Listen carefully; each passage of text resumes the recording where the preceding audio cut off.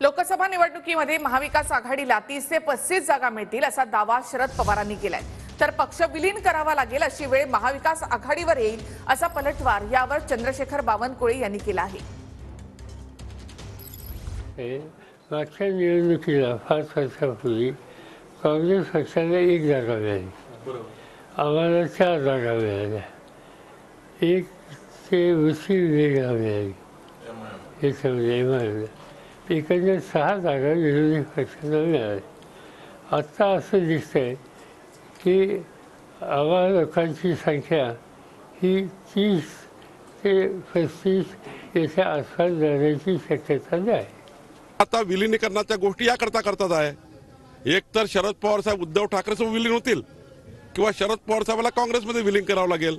कारण शरद पवार साहेबांना माहिती आहे की तुतारी काही वाजणार नाही आहे, तुतारी बंद पडणार आहे आणि हे तुतारी बंद पडल्यावर करायचं काय, तर उद्धव ठाकरे आणि शरद पवारांना दोघांनाही काँग्रेसला विलीनीकरणाशिवाय मार्ग राहणार नाही, दोघेही काँग्रेसमध्ये विलीन होतील।